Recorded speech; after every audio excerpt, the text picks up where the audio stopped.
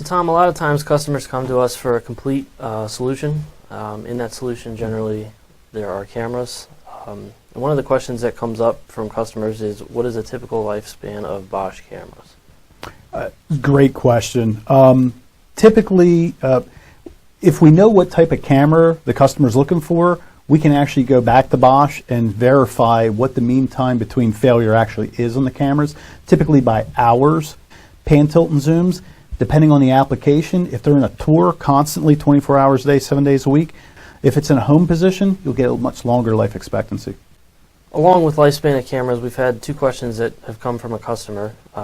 First one is, have your clients noticed any vibration caused wear on cameras placed on traffic signal poles, bridges, or other structures?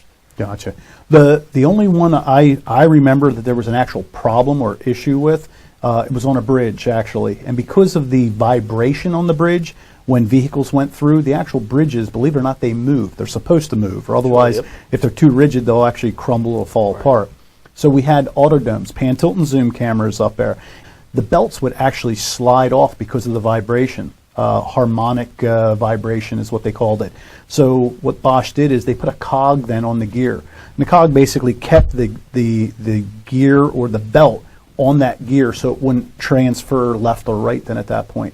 Last part of the question that I got, Tom, was what is the typical standard wear on the gears inside the camera? Do dome enclosure style cameras or pan tilt positioner camera systems tend to wear quicker?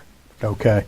Well, the old traditional style, that was big pan tilt motor with a camera housing up on the top, typically with a zoom lens.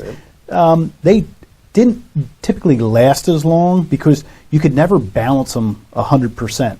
So it was either front heavy or back heavy. So if you had that in a tour, it was going to wear and tear those gears and motors typically more also. Plus you had ice buildup, I've already seen birds sitting on top of them and things of that nature. So that typically life expectancy was going to be shorter.